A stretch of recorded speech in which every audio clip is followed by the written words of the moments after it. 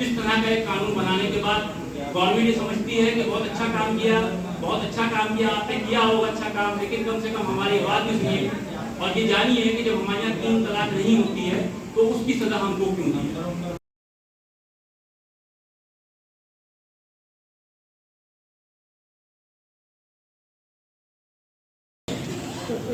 जैसे कि एक अहम मुद्दा है 3 तलाक, और उस 3 तलाक के लिए अवाम जमा सोसाइटी ने पहल करते हुए आवाज उठाई है और बहुत कोशिश की जा रही है कि गवर्नमेंट तक ये बात पहुंच सके कि आखिर ये 3 तलाक का जो कानून बना है ये किसी भी तरह से शियों पे लागू नहीं। और बड़े अफसोस की बात है कि सरकार ने इस चीज को देखे बिना, जाने बिना और शिया मत का किसी भी तरह से कोई भी रूप जाने बिना इस कानून को बनाया।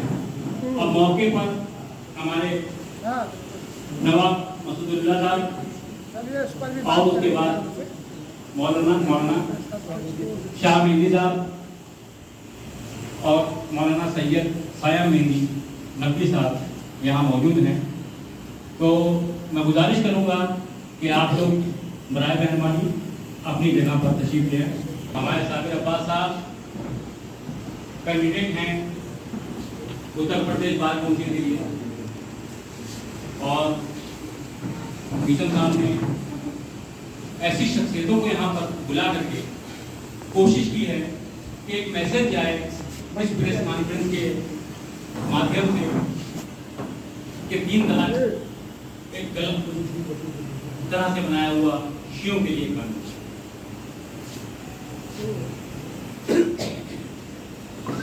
देखिए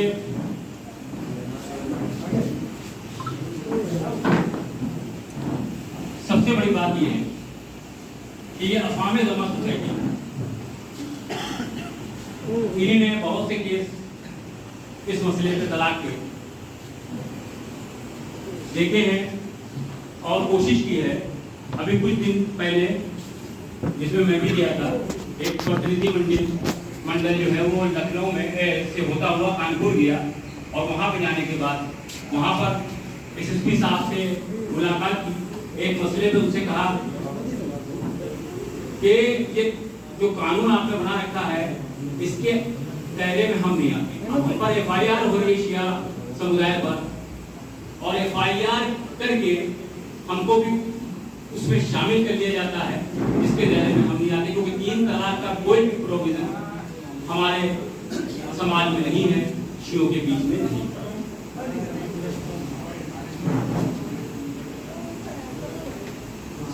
कुछ बातें बहुत जरूरी हैं कि अवाम जमा सोसाइटी के माध्यम से जो ये ज्ञापन है ये प्रधानमंत्री हो जाएगा, और ये कोशिश की जाएगी कि जिस तरह से इस कानून का दुरुपयोग हो रहा है, जिस तरह से इस कानून को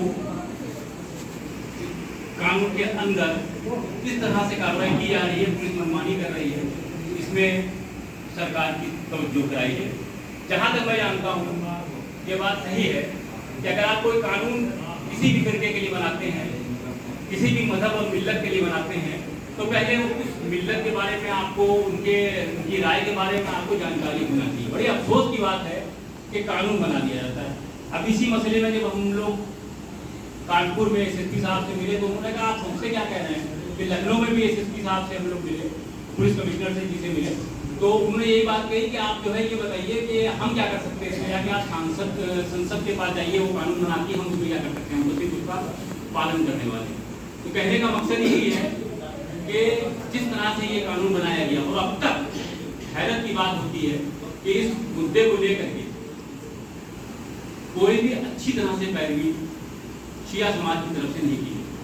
बड़े अफसोस की बात है कि इतनी बड़ी बात है कि आपको मालूम है, सरकार को भी मालूम है कि इस कानून के अंतर्गत हम नहीं आते, फिर भी हमारे साथ बड़ा गलत व्यवहार किया जा रहा है।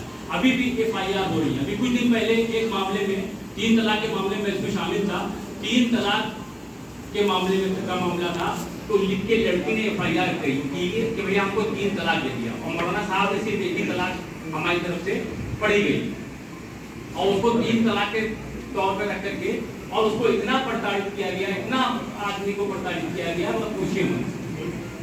तो आज इस मन से मैं ये कहना चाहता हूँ कि सैयद निज़ाम अली नकवी साहब की बहुत अच्छी पहल है, और इस पहल में नकवी साहब ने जो उसके पीछे का उनका मकसद है वो बहुत ही अच्छा है। और आज इस प्रेस कॉन्फ्रेंस में मैं चाहता हूं कि उन्हीं सभी सवालों के जवाब हमारे पत्रकार बंधुओं, मीडिया कर्मियों को दिए जाएं जो वो पूछना चाहें, और इसको ले जाके इस खबर को जरा प्रमुखता से प्रकाशित किया जाए कि आखिर में इसके पीछे का की वजह। सीधी सीधी बात है, ये कानून अगर देखा जाए तो शिया समाज के लिए काला कानून। पूरी दुनिया में देशों में अलग अलग जाके देख लीजिए, कई जगह पे 3 तलाक बैन है, मगर उसके बाद भी इस तरह का एक कानून बनाने के बाद गवर्नमेंट ये समझती है कि बहुत अच्छा काम किया, बहुत अच्छा काम किया, आपने किया होगा अच्छा काम, लेकिन कम से कम हमारी आवाज़ भी सुनिए, और ये जानिए कि जब हमारे यहाँ 3 तलाक नहीं होती है तो उसकी सजा हमको क्यों दी। अब मैं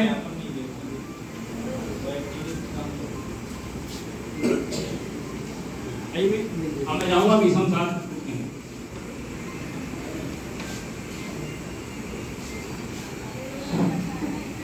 मैं ये बताना चाहूँगा कि जो 3 तलाक वाला कानून 2019 में लागू किया गया, हम उसका तहे दिल से स्वागत करते हैं। ये उन लोगों के लिए है जो लोग तलाक तलाक तलाक बोलकर तमाम जिंदगियों को बर्बाद किया करते थे, उनके लिए तो मैं बिल्कुल ही कहूँगा कानून जो बना बहुत ही बेहतर बना। लेकिन एक परेशानी हमें ये आई, आपको ये बताता चलूँ कि हमारी तंजीम तकरीबन 20 साल से पति पत्नी सुलह समझौते के काम करती चली आ रही है, जिसमें हम लोग हिंदुस्तान के तमाम मुख्तलिफ एरियो में, तमाम कस्बों में, तमाम गाँवों में हम लोग जाते हैं और सुलह समझौता कराने की कोशिश करते हैं, और उसमें अल्हम्दुलिल्लाह मुझे कामयाबी भी मिली। मैंने 20 साल के अंदर तकरीबन 900 सुलह पति पत्नी के कराए। उसमें सबसे ज़्यादा मुझे अब तक 2019 के बाद जो कानून बना 3 तलाक वाला, उसमें एक परेशानी मुझे ये आने लगी कि शिया मुसलमानों में 3 तलाक होता ही नहीं, लेकिन कहीं कहीं पे ये मसले जब सामने आने लगे तो हमने पर्सनल लॉ बोर्ड से भी इस मसले में संपर्क किया। अभी कुछ अर्सा पहले एक केस आया था उत्तराखंड खटीमा का, जिसके अंदर लड़के को 3 तलाक कानून के तहत FIR उसके खिलाफ दर्ज हुई, और दर्ज होने के बाद में उसको जेल भेज दिया गया। जब उन लोगों ने हमसे संपर्क किया तो हमने उसको पूरी बातचीत की। उसके बाद में मैंने उसको लखनऊ आने की दावत दी। उसके बाद में हमने ऑल इंडिया शिया पर्सनल लॉ बोर्ड के चेयरमैन साहब मौलाना सेम हुसैन मेहंदी साहब से इस मसले में हमने राब्ता कायम किया, और वो परिवार जो पीड़ित परिवार था वो मौलाना साहब से मिला भी। उसके बाद में हम लोगों ने इस चीज़ को प्रेस के सामने भी भेजा और रखा कि शिया मुसलमानों में 3 तलाक का कोई चलन है ही नहीं। जब है ही नहीं तो जब हम इस मसले पे पुलिस के अधिकारियों से बात करते हैं कि भाई मसला ऐसा कि शिया मुसलमानों में नहीं है, और जो हमने पर्सनल लॉ बोर्ड से जो रिक्वेस्ट की थी उसमें ये कहा था कि आप मुझको अवगत कराएं कि हम लोगों की 3 तलाक नहीं है, तो पर्सनल लॉ बोर्ड ने हमारी बात को मानते हुए हमारी सोसाइटी को अवगत कराया, और अपने लेटर हेड पे हमको उसका यानी को जो समाधान था वो लिख के दिया कि आप इसको पुलिस के उच्च अधिकारियों तक के पहुँचाएं। उसको मैं लेके अभी हाल ही का एक मसला मुफ्तीगंज का एक है हमारे क्षेत्र के, उसमें यासूर नाम है उस लड़के का, जिसके खिलाफ ये मुकदमा चकेरी थाने में दर्ज कराया गया। तो उस मसले में हम लोग जब यहाँ से वो पर्सनल लॉ बोर्ड का लेटर लेकर हम लोग कमिश्नर कानून से मिले, तो कमिश्नर साहब का ये कहना था कि इसमें मैं कुछ नहीं कर सकता हूँ, ठीक है सब बातें, लेकिन क्योंकि कानून संसद में पास हुआ, हम ये चाहते हैं कि ये कानून का संशोधन भी संसद ही में। तो हमारे पास कोई रास्ता नहीं था, हमने फिर से रास्ता कायम किया मौलाना साहब से, उनसे रिक्वेस्ट की कि इस मसले पे कुछ आगे कदम बढ़ाया जाए। अच्छा, क्योंकि आपको सभी तमाम मीडिया के लोगों को सबको मालूम है कि अय्याम ऐसा चल रहा है, मुहर्रम चल रहा है, हम लोग कोई कार्यक्रम नहीं करते हैं, लेकिन ये ऐसा पेचीदा मसला सामने आया है तो उन्होंने मौला का नाम लेते हुए इस कार्यक्रम पर उन्होंने कहा कि इसको करना चाहिए। मौलाना साहब से इजाज़त दी, अपनी संस्था के संरक्षक हमारे मसूद अब्दुल्ला साहब उनसे उन्हें इजाज़त ली, और मैंने साबिर भाई जो हमारी संस्था के सीनियर एडवोकेट हैं, हमारे संजय संगठन वो भी करते हैं, उनसे मौलाना मोहम्मद रिशाद साहब से, मेरी हसन साहब ने, तमाम अपने सोसाइटी के मेंबर से इस मसले में डिस्कस की। उसका निर्णय का इस मसले का कुछ ना कुछ आगे बढ़ना चाहिए, क्योंकि कई ये केसेस और आगे आए तो उसके अंदर सबसे बड़ी परेशानी है कि जो दहेज प्रथा के मुकदमे लिखते थे तो उसके अंदर ये होता था अगर कभी केस डिसाइड हो गया तो ये होता था कि सजा होगी, लेकिन बारी बार फेल हो जाती थी। लेकिन जो 3 तलाक कानून बनाया गया उसके अंदर सजा का प्रावधान ये है कि 7 साल की सजा है। उसके अंदर बाई चांस अगर कहीं ना फेल हो पाई या कोई सुलह समझौता नहीं हो पाया तो लोगों को जेल जाना पड़ेगा, जैसा कि उत्तराखंड में हुआ। उसकी काफी मैंने उत्तराखंड से मैंने FIR की कापी और पूरी डायरी मैंने मंगा रखी है जो मेरे पास मौजूद है, जिसमें लड़का जेल गया है। और अभी भी मसले मसाइल यहाँ पर ऐसे हैं जो कि अभी मुफ्तीगंज के साहबजादे हैं वो भी यहाँ पे मौजूद है। जो पीड़ित बच है उसको भी मैं चाहूंगा कि आपके सामने पेश करूं। मैं चाहूंगा यासूब साहब यहाँ पे तशरीफ लाएं, मोहम्मद यासूब हसन, जिनको सब देखेंगे जिनके साथ में अन्याय किया जा रहा है।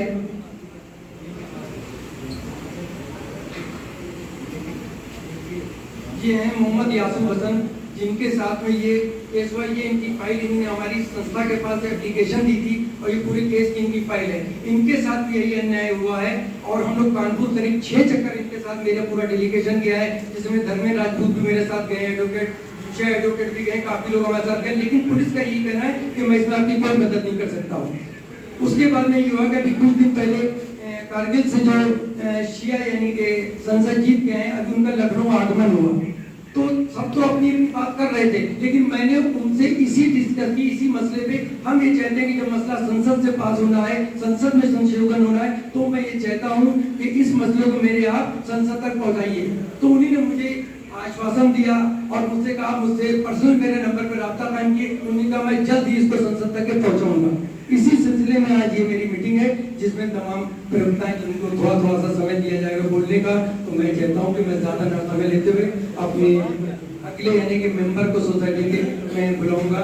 मैं जनाब मेहदी हसन साहब से गुजारिश करूंगा 3 तलाक का मसले जो शिया मुसलमानों का नहीं, उस पर आके 2 अल्फाज कहें। सबसे पहले मैं मिशन साहब को धन्यवाद और शुक्रिया अदा करूंगा जिस मुद्दे को उन्होंने काफ़ी अरसे से उठाते आ रहे हैं और तमाम जना हम लोग साथ में गए और एप्लीकेशन भी दिए हैं, मेमोरेंडम भी दिया। तो इसके लिए बदस्तूरी इनकी जो कोशिश है प्रयास जारी है। मौलाना साहब ने तफसील हसन साहब और मधुई साहब जितने भी साफी हजरात सबका दिल की गहराई से खैर शुक्रिया तो अदा करता ही हूँ कि आप लोगों ने अपना देश कीमती वक्त निकाला। तो आज इस अहम मुद्दे को बने 3 तलाक, क्योंकि ये 3 तलाक कहीं कॉन्सेप्ट हमें लगता है कि कहीं नहीं है, ये फिल्मों द्वारा ये सब निकाला गया है। वो बोल दिया 3 तलाक तो 3 तलाक 3 तलाक, लेकिन हमारी कम्युनिटी में उसमें भी बहुत कम केसेस हैं सुन्नत जमात में, लेकिन हमारी कम्युनिटी में इस तरह के कोई केसेस ना ही हुए हैं और ना हम लोग इसकी तवज्जो ना ही ध्यान देते हैं और इस तरह का कोई प्रावधान भी नहीं इस्लामिक तौर के ऊपर भी कि 3 तलाक फोन के ऊपर बोल दिया और 3 तलाक हो गई। लेकिन ये सबकी हम सब कंडम करते हैं और मजम्मत करते हैं कि पुलिस को पूरे मामले के बारे में पूरी जानकारी भी नहीं रहती है। तो ये कई बार हम लोग SCP, DCP, कमिश्नर और तमाम DM साहब से मुलाकात हुई, लेकिन उसके बाद वही है कि बल्कि हमारे यहाँ लाख आप कहते रहिए तलाक तलाक तलाक कभी होना नहीं, लेकिन ये जब तक चीज़ें न पढ़े जाएँ तब तक तलाक नहीं हो सकती। और इसमें जो भी बताया जा रहा है और जो भी यानी कि जो इस मसले में शियों को दिया जा रहा है कि ये इसमें भी हम लोग इतना बड़ा कानून बनाया गया तो गवर्नमेंट ने इसकी तरफ क्यों नहीं तवज्जो की कि ये शियों पे लागू नहीं होना चाहिए। उसने तो उसमें एक ऑप्शन, उसमें कोई ना कोई इसमें जो है एक संशोधन अब होना चाहिए कि उसमें बढ़ाया जाए कि ये 3 तलाक का कानून, क्योंकि यहाँ 3 तलाक दी ही नहीं जाती। हमारे यहाँ एक वक्त में 1 तलाक दी जाती है, 3 तलाक का कोई भी प्रोविजन हमारे यहाँ जब नहीं है तो गवर्नमेंट इसमें इस बात को बढ़ाए कि शियों पे ये लागू नहीं होता। इसकी वजह से इतनी परेशानी आ रही है, जिस चीज़ को हम करते नहीं हैं उसके लिए सजा हमको दी जा रही है, बहुत गलत बात है। और आप यकीन मानिए जिसके ऊपर FIR होती है उसकी वो हालत होती है और इसका पूरी तरह से दुरुपयोग किया जा रहा है। उसकी वजह यह है कि ना इसमें पुलिस हमारी सहायता कर पा रही है, ना न्यायालय हमारी सहायता कर पा रहा है, क्योंकि उसकी वजह ये कानूनी ऐसा सब पे लागू कर दिया है। तो अब मैं आगे अपनी बात कहने के लिए साबिर साहब यहाँ मौजूद हैं, साबिर अब्बास साहब, मैं उनको बुलाना चाहता हूँ, आए अपनी बात करें।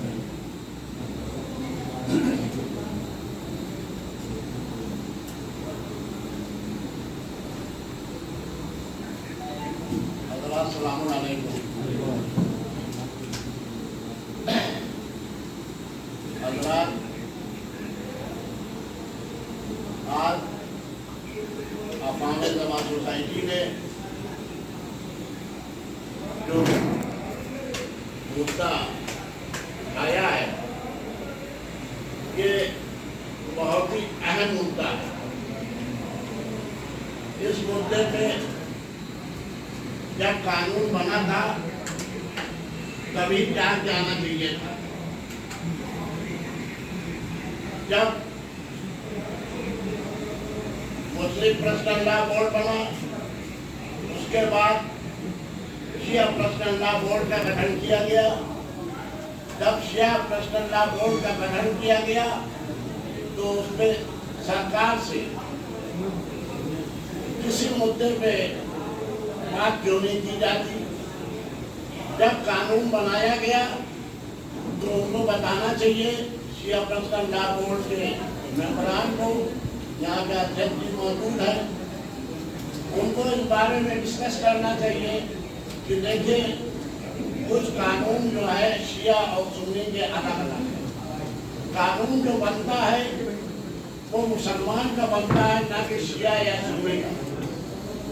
जो कानून बनाया गया वो है जो मुसलमान का बनाया गया। ये कानून सारे मुसलमानों के लिए है, लेकिन हमारे यहाँ तलाक का सिस्टम थोड़ा सा चेंज है, तो आपको इस मुद्दे में पहले ही पहल कर देना चाहिए था। शायद ठीक है जब जाके जब सवेरा, तो अगर इसको इस मसले को हमारे गवर्नर से, सबसे पहले मैं किसान भाई का शुक्रिया अदा करूँगा कि इस प्लेटफॉर्म से उन्होंने इतने गंभीर मुद्दे को उठाया। आप लोगों का ज़्यादा टाइम नहीं लूँगा, मेरे बड़े भाई वहाँ से बैठे हुए हैं यहाँ पर। मैं बस इतना कहना चाहूँगा कि तलाक का मुद्दा, तलाक नाम ही गंभीर। तलाक जब भी सुनाई देता है तो दोनों पक्षों का उत्पीड़न ही होता है। और कानून बनने के बाद 2019 के बाद 3 तलाक तलाक तलाक तलाक। खैर हमारे मज़हब में, मज़हब के इस्लामी कानून में 3 तलाक के प्रावधान के हो। जब शिया समुदाय की बात आती है तो हमारे यहाँ काफ़ी समय से, शुरू से ही इसका कोई प्रावधान नहीं, ना कि भी तलाक दी गई है इस तरह से, ना कोई ऐसा मुद्दा सामने आया। पर सरकार द्वारा इस तरह के प्रावधान को लागू करने के बाद उत्पीड़न दोनों पक्षों का ही होगा। और शिया समुदाय में जब इस बात का नहीं है चलन, तो इसके लिए शिया पर्सनल लॉ बोर्ड की तरफ से हिमायत की जाएगी।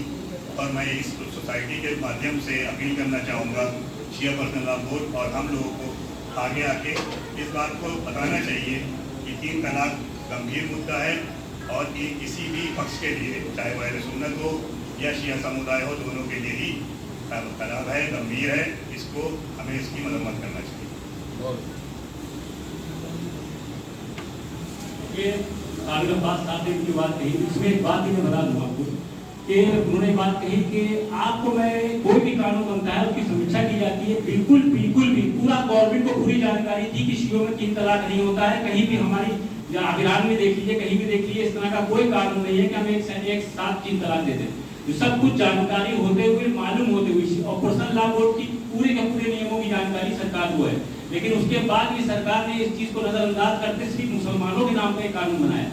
तो इसमें जो है इस चीज को बिल्कुल अपने आप ही उनको इसका संज्ञान लेना चाहिए और उसका संशोधन करना चाहिए। अब मैं मौलाना मोहम्मद अली साहब को बुलाना चाहूंगा बात करके।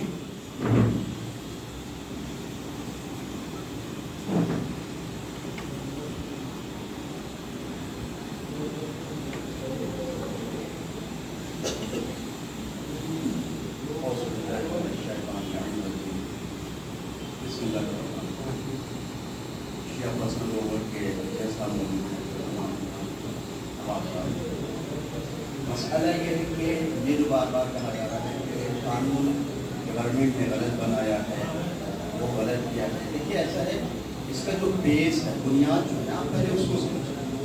हमारे यहाँ मुस्लिम पर्सनल लॉ कोड है, मुस्लिम पर्सनल लॉ यहाँ तो मौजूद हैं। इन लोग से बेहतर हम लोग नहीं बता सकते हैं, लेकिन एक आम आदमी की जो राय होती है, एक समझ होती है, उसके हिसाब से जैसा कि अभी बातें हो रही थी कि शियों में 3 तलाक होती ही नहीं है।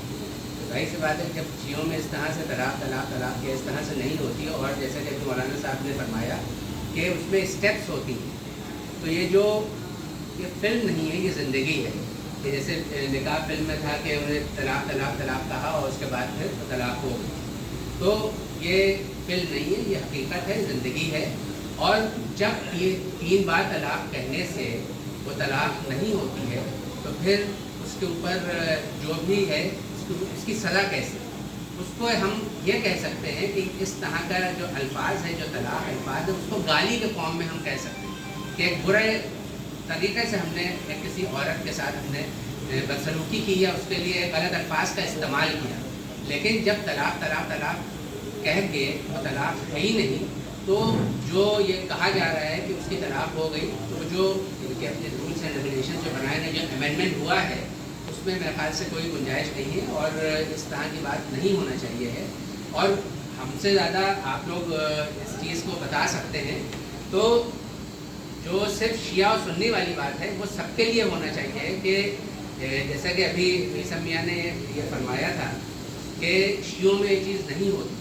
ये चीज़ बहुत क्लियर होना चाहिए है, जो भी मुस्लिम पर्सनल लॉ है या जो भी इस तरह के सिलसिले में जो लॉ बना है, उसमें ये चीज़ क्लियरली मेंशन होना चाहिए है कि शियों में इस तरह की तलाक नहीं होती। जो आज का हम लोगों का मकसद है, इसका मुद्दा जब अब हम अपने मौलाना सैयद कायम मेहदी साहब जी को मंच पे बुलाना चाहेंगे, और उससे पहले मैं ये बात बताना चाहूँगा कि इसके बाद ज्ञापन प्रधानमंत्री जी को भेजा जाएगा और शिया पर्सनल लॉ बोर्ड के माध्यम से ही ये ज्ञापन जाएगा। देखिए, जो बात अभी वो बताई है हमारे मसूद अब्दुल्ला साहब जी ने, बात तो सही है कि एक मसला कोई भी होगा तो कौम के जो मौलाना हैं उनसे ही उस चीज़ की ज़्यादा जानकारी हो सकती है। तो यही तो बात मैं कहना चाहता हूँ कि गवर्नमेंट ने क्यों नहीं इस चीज़ के ऊपर, इस कानून को बनाते हुए शियों का मत, क्योंकि बहुत अच्छी बात मौलाना साहब ने भी कही, मोहम्मद अली साहब ने भी बात कही, मौलाना मोहम्मद अली साहब ने, कि ये बात आप बताइए कि पर्सनल लॉ बोर्ड में शियों के मत को रखा जाए, उनकी कुछ जानकारी तो उसमें रखी जाए। सिर्फ एक तरफ से चलाया जा रहा है मामला पूरा, हमारी बात तो पहुँच ही नहीं पाती। तो ज़रूरी है, और हमारे पत्रकार भाई भी इस बात पे बहुत ज़्यादा गौर करें कि ये बात बिल्कुल सही है कि उन्होंने बात बताई है कि ये सिर्फ एक सुन्नी फिरके के पूरे एक कानून को उन्होंने, उसमें जो है जो भी शिया कानून है उन्होंने उसको शियों पे भी लागू कर दिया। ये बात बिल्कुल सही है, बहुत अच्छी पॉइंट रही है, और इसके लिए मुस्लिम पर्सनल लॉ बोर्ड को भी ध्यान देना चाहिए कि इस बात को शामिल किया जाए। और मैं उम्मीद करता हूँ कि आज की इस प्रेस कॉन्फ्रेंस के बाद अफ़ाम जुमात सोसाइटी की पूरी तरह से हमारा शिया पर्सनल लॉ बोर्ड भी पूरी तरह से जागरूक हो जाएगा और इस मसले को बड़ी जोर शोर से उठाएगा। इसी के साथ मैं मौलाना साहब को मंच पे बुलाऊंगा।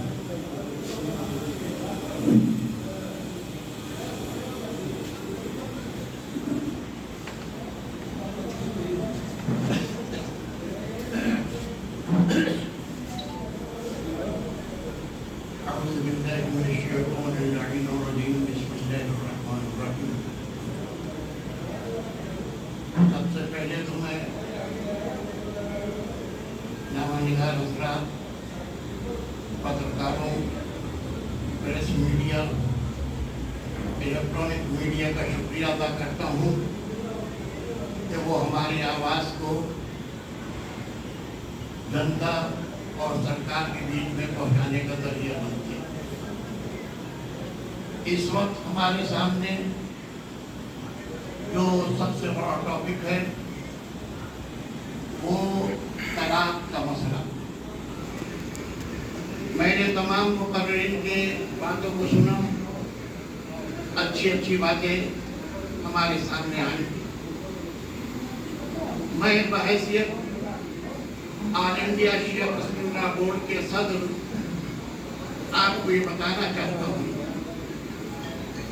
कि हमारे और सुन्नी मुसलमानों के दरमियान में बहुत से मसाइल में इख्तलाफात हैं, लेकिन बहैसियत मुसलमान हम चाहते यही रहे कि अगर एक प्लेटफॉर्म पर हम सब मिलकर काम करें तो बहुत अच्छा होगा।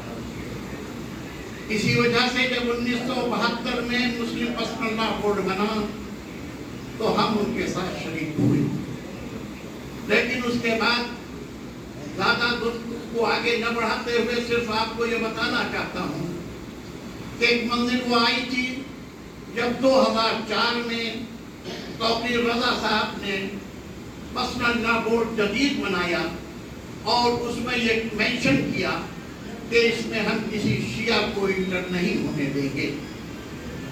अब आप ही बताइए कि हम बहैसियत मुसलमानों के साथ रहना चाहते हैं, लेकिन उसके बाद जब मुसलमान हमें मुसलमान ही न समझे तो हमारे लिए मजबूरी हुई। हमने 2005 में ऑल इंडिया शिया पर्सनल लॉ बोर्ड बनाया और हमने ये फैसला किया कि अब हम अपने मसाइल को खुद अपने मेयार पर बुलंद करेंगे। जहां तक मेरे सामने ये सवाल पैदा हुआ कि तलाक के मसले में शिया पर्सनल लॉ बोर्ड ने आवाज क्यों नहीं उठाई, मैं आपको बता देना चाहता हूँ जिंदगी का कोई ऐसा मौका नहीं है कि जब मैंने पर्सनल लॉ बोर्ड की तरफ से आवाज न उठाई हो। ये तलाक का मसला जब सुप्रीम कोर्ट में पहुंचा है तो उस वक्त मैंने एक स्टेटमेंट दिया था और मैंने ये कहा था कि सुप्रीम कोर्ट फैसला दे तो ये कहकर फैसला दे कि ये सुन्नी मुसलमानों का मसला है, इससे शियों का कोई ताल्लुक नहीं है। और सुप्रीम कोर्ट ने अपने फैसले में सुन्नी मुसलमान क्या 3 तलाक जो हैं वो सही नहीं है ये कहकर फैसला दिया। अब सवाल ये पैदा होता है कि उसके बाद हमें क्यों उसमें इन्वॉल्व किया जाता है। भाई शिया पर्सनल लॉ बोर्ड 5 में बना, जाहिर है NIU, पुलिस, इंटेलिजेंस सबको मालूम है कि ये फिरका अलग है जिसको शिया कम्युनिटी कहा जाता है। तो फिर हमारे साथ मुसलमानों जैसा सलूक क्यों बढ़ता जाता है। जब हम ये कह रहे हैं कि हमारे यहाँ 3 तलाक नहीं होते हैं, हमारे यहाँ 3 तलाक नहीं होते हैं, तो फिर हमें उन 3 तलाकों में इन्वॉल्व क्यों किया जाता है। ये हुकूमत की हमारे साथ जाती है, जुल्म है। और जहाँ तक मसला है, आज आप देखिए मीसम नकवी एडवोकेट ने मुझसे अभी ज्यादा नहीं 3-4 दिन हुए रास्ता कायम किया, मैं आपके बीच आया कि नहीं आया। ये कहना कि शिया पर्सनल लॉ बोर्ड इन चीजों की तरफ ध्यान नहीं देता, नहीं, जब आप ध्यान दिलवाएंगे तो हम ध्यान देंगे। जो चीज हमारे ध्यान में आ जाती है हम उसको ऊपर एक्शन देते हैं। ऐसा नहीं है कि हम बैठ के सिर्फ तमाशा देख रहे हैं।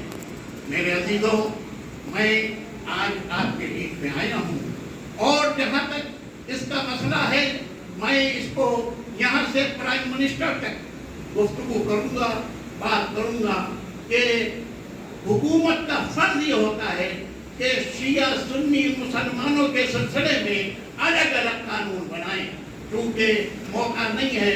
वरना मैं बताऊं कि चाहे नमाज हो के रोजा, हज हो के ज़कात, निकाह हो के तलाक, हर मसले में हमारे और उनके दरमियान में इख्तलाफ है। जब इख्तलाफ है तो फिर हमको एक कैटेगरी में कैसे शुमार किया जाता है।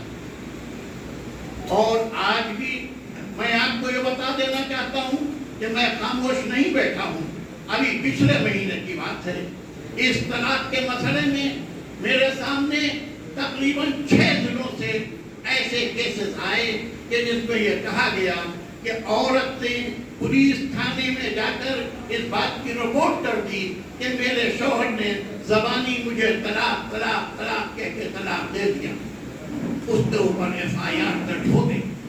जब वो लोग मेरे पास आए मुख्तलिफ शहरों से, मैंने लिख कर दिया कि शिया मुसलमानों में 3 तलाक तलाक तलाक कहने का कोई दस्तूर ही नहीं है, इससे हमारा कोई रब्त नहीं है, लिहाजा ये मुकदमात वापस लिए जाएं। और उसने इत्तेफाक किया है कि आप देखिए, मेरे लिखने के बाद कोतवाली से मेरे पास फोन आए कि मौलाना साहब ये आपने लिख कर दिया है। मैंने कहा मैंने लिख कर दिया है, उन्होंने उस केस को वापस कर दिया। ऐसा नहीं है कि हम खामोश बैठे हैं, बात सिर्फ इतनी सी है कि बात हमारे सामने आना चाहिए। मुझे खुशी है कि मीशम नकवी इस काम को करने के लिए आगे बढ़े हैं। मैं उनको यकीन दिलाता हूँ कि ऑल इंडिया शिया पसमानदा बोर्ड आपके साथ है, और जहाँ पर आपको हमारे बोर्ड की जरूरत पड़ेगी, हम आपके साथ आगे आगे इस मसले में मौजूद रहेंगे।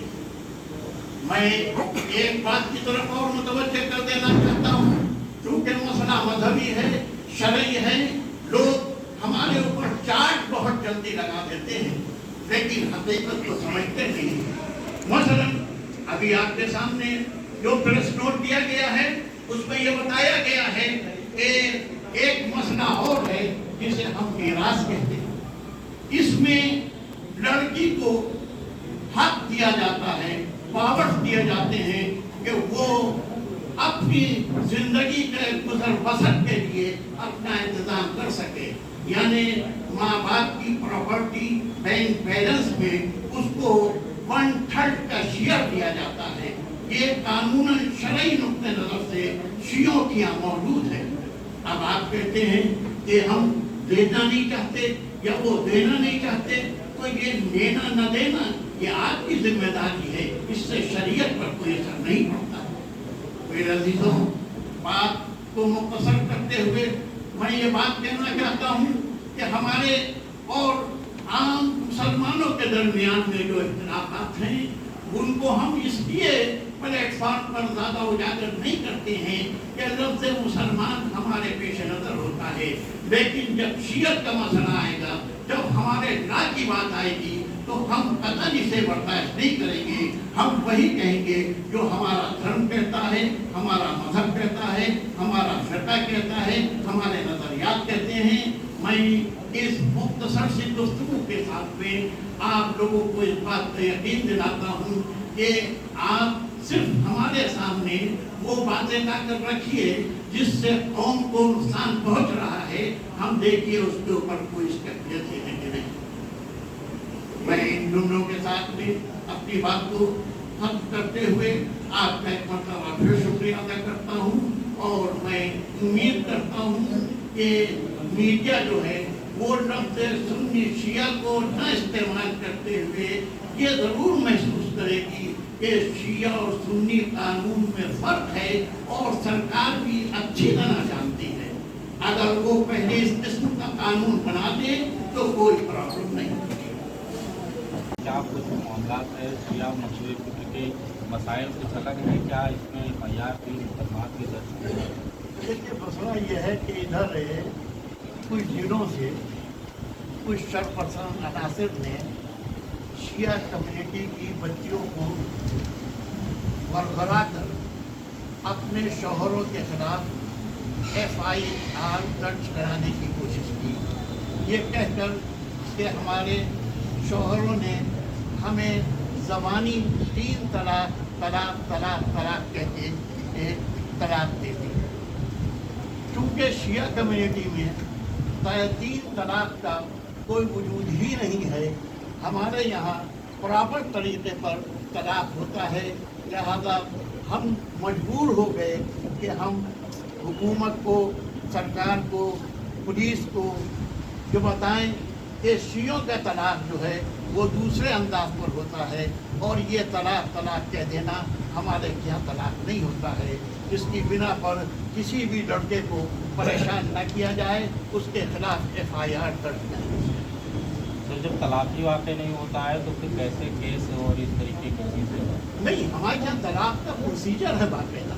देखिए, मैंने अभी आपसे कहा कि शियों के यहाँ तलाक जो होता है उसके लिए तरीका ये होता है कि पहले जो तलाक देना चाहता है वो मौलवी के पास जाता है, उससे बात करता है, फिर दोनों के गार्जियंस को बुलाया जाता है, उनसे वार्ता की जाती है। जब उसमें सक्सेस नहीं होते हैं तब उसके बाद हमारे यहाँ 3 मौलवी आते हैं, 3 मौलाना आते हैं। एक मौलाना सीधा पढ़ता है, 2 मौलाना विटनेस के तौर पर, गवाह के तौर पर होते हैं कि हमारे सामने सीधा पढ़ा गया। इस लॉन्ग पीरियड में बहुत से केसेस सॉल्व हो जाते हैं, बहुत से तलाक हो जाते हैं। तो आप ये सोचिए कि इतना लंबा प्रोसीजर जो शिया कम्युनिटी में है उसके मुकाबले में सिर्फ तलाक के देने से तलाक हो जाना का क्या मतलब? मोदी को ज्ञापन भेज के क्या कुछ मांग कर रहे हैं आप लोग? ये मोदी को ज्ञापन भेज के क्या मांग कर रहे हैं? हम ये कि हम उनसे मुतालबा कर रहे हैं कि शिया कम्युनिटी के साथ आप हमें सुन्नियों के साथ में इन्वॉल्व न करें, क्योंकि हमारे उनके डिफरेंसेस हैं। उनके यहाँ 3 तलाक कह देने से तलाक हो जाता है, हमारे यहाँ लंबा प्रोसीजर होता है जिसके बाद तलाक होता है। तो अगर कोई लड़की अपने हस्बैंड के लिए FIR लिखवाए और ये कहे कि उन्होंने तलाक कह दिया, तो शिया कम्युनिटी के हिसाब से वो तलाक नहीं। जो मामला दर्ज हो चुके हैं उनको भी रद्द करने की मांग कर रहे हैं? बिल्कुल, जब एक चीज़ गलत है तो उसको रद्द करना ही चाहिए।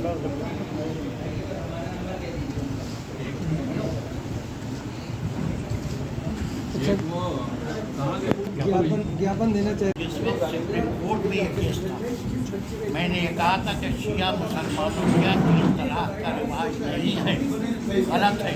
लिहाजा सुप्रीम कोर्ट अगर फैसला दे तो सुन्नी मुसलमान कह के फैसला दे, और सुन्नी मुसलमानी ही की हैसियत से सुप्रीम कोर्ट ने फैसला दिया है। तो अब जब सुन्नी मुसलमान कह दिया तो इसका मतलब ये है कि हम उससे अलग हो गए, क्योंकि या तो वो कहते हैं हम मुसलमान के लिए ये बात कह रहे हैं, लेकिन जब उसने सुन्नी मुसलमान यूज़ किया है और हमारे एतराज़ पर, तो इसका मतलब ये कि हम अलग हो गए। जब हम अलग हो गए तो अब आप हमें इन्वॉल्व क्यों? लेकिन सर कंफ्यूजन तो पैदा ही है ना, नहीं तो वो कंफ्यूजन कब तक खत्म होगा? कोई गवर्नमेंट ने कंफ्यूजन बना किया है पैदा, तो सर उसका सोल्यूशन तो यही है। आप लोग जब सोल्यूशन जो होगा वो नहीं, देखिए मैं आपको ऐसा होता है आप लोग अगर प्रेस रिपोर्ट से हैं तो आप लोग को पता होगा कि रजिस्ट्रेशन के 2 तरीके होते हैं। एक ऑर्गेनाइजेशन रजिस्ट्रेशन हुआ, ठीक है, और एक धार्मिक तौर पे लॉ में, किसी मुल्क के लॉ में मान्यता मिलना, दोनों में बड़ा फ़र्क होता है। आप एक ऑर्गेनाइजेशन बनाएंगे, उसका ठीक है आपको एथॉरिटीज़ रहेगी, आप ये कीजिए, लेकिन गवर्नमेंट की जो धार्मिक मान्यता है उसमें आपको कोई अथॉरिटी नहीं रहेगा, नहीं रहेगा। ये जो शिया पर्सनल लॉ बोर्ड जो रजिस्टर्ड हुआ है as a organisation, as a personal law board में, कि इसको धार्मिक तौर पे दिखे दिया जाए। सवाल खड़ा किया गया है और सुन्नी वक्फ बोर्ड की तरफ जिम्मेदारों से सवाल खड़ा किया। देखिए, हमने हमेशा सुन्नी मुसलमानों से कोऑपरेट की बात की, लेकिन उन्होंने हमेशा शिया मुसलमान को निगलेक्ट किया। ये मुस्लिम पर्सनल लॉ बोर्ड 1972 में बना था। आप मुझे ये बताइए कि अगर किसी बोर्ड के अंदर 50 मौलवी हो और उसमें एक शिया कम्युनिटी का लिया जाए और 49 मौलवी दूसरे कम्युनिटी के लिए जाएं, तो क्या ये इंसाफ है? हम तो कोऑपरेट करना चाहते हैं, लेकिन जब आप हमसे कोऑपरेट करना ही नहीं चाहते तो हम क्या करें? हम मजबूर हुए। हमने शिया पर्सनल लॉ बोर्ड अलग से क्यों बनाया? जब आपने ये कहा कि हम आपको इसमें एंट्री नहीं देंगे, तो हमें भी बताना पड़ा कि हम हिंदुस्तान में 8 करोड़ हैं, हमारी अपनी कम्युनिटी है, हमारे अपने प्रॉब्लम्स हैं, हमें उनको सॉल्व कराने के लिए जो हम कर सकते हैं वो हम करें। चलिए, हमसे बात करने के लिए बहुत बहुत शुक्रिया। तो ये थे हमारे साथ all India Muslim law board